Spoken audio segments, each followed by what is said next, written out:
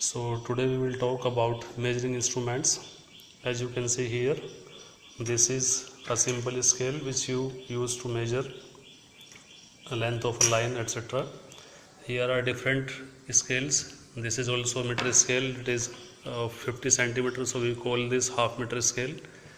And this is also meter scale. It is of 100 centimeter, that is of full 1 meter. So it is also a meter scale. And here it is a vernier calipers, which is used to measure the diameter, say, of a cylinder like this, or depth of a vessel like here.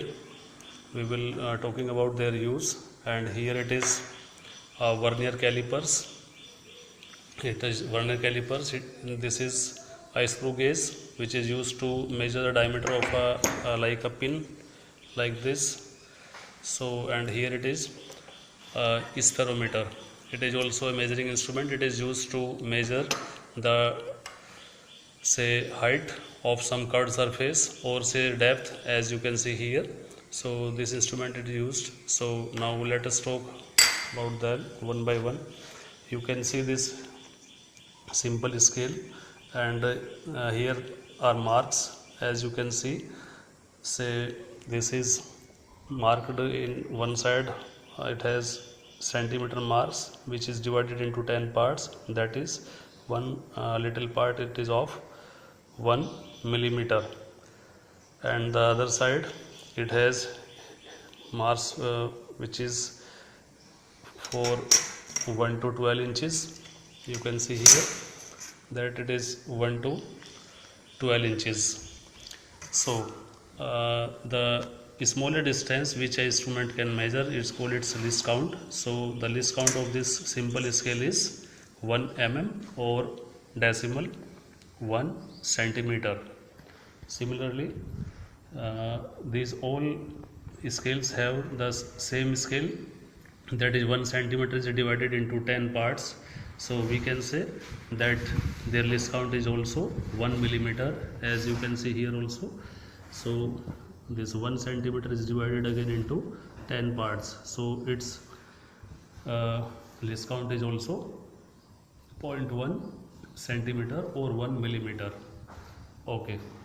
Now if we talk about least count of this vernier calipers, so its least count is 10 times than this, that is it can measure up to decimal 1 millimeter. So its least count is 0.1 millimeter or 0.01 centimeter. Same way, least count of this screw gauge is also, it can measure up to 2 places of decimal in millimeter, that is 0.01 millimeter or 0.001 centimeter. And if we talk about the least count of this spherometer, so it also can measure up to 0.01 millimeter or 0.001 centimeter.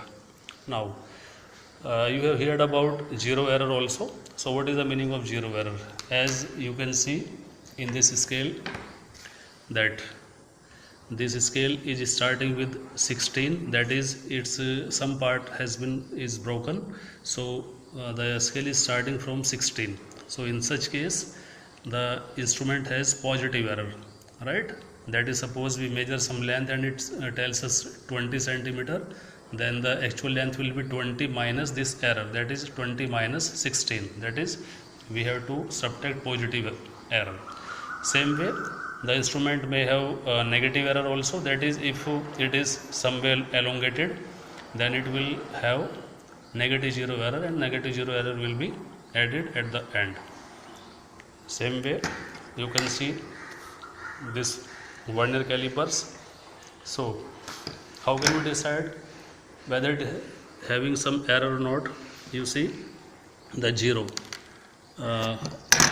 First of all, let me tell you about its scale. So it has two scales.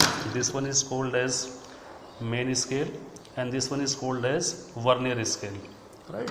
So you can see here, if I zoom it, that here is the zero of main scale, and here is the zero of this. You can see here, this is the zero of this vernier scale. So if the two coincide, then we will say that the instrument has no error. When we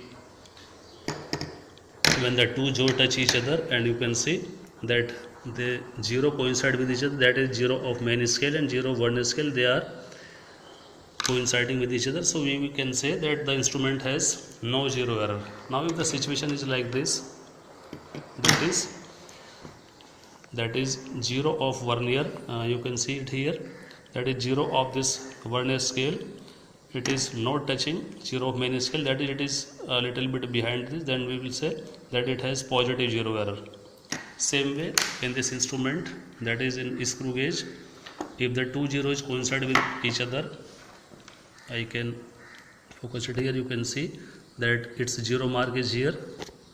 It again has two scales, one is main scale, as you can see here, this one is its main scale, and this is circular scale, and you can see its zero is here, zero of this main scale is here, and zero of the circular scale is here, you can see it is here. So now when we make contact with between these two studs, then what will happen?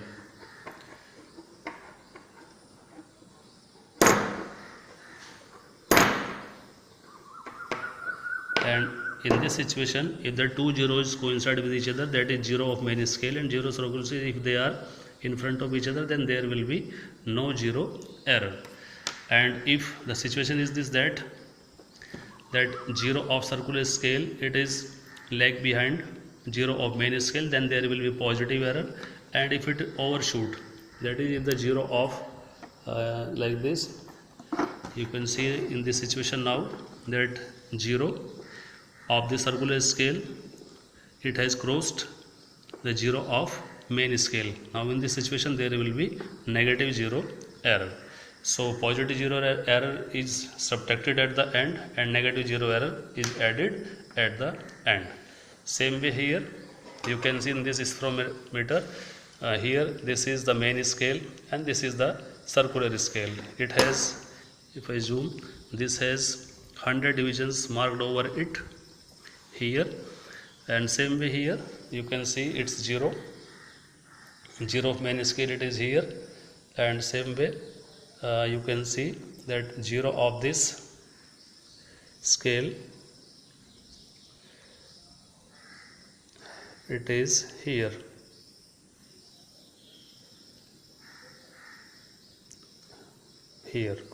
So if the two zeros coincide with each other, when you place it on a say on a plane surface like this, so in that case, after placing this on a plane surface, we will see whether the two zeros are in front of each other.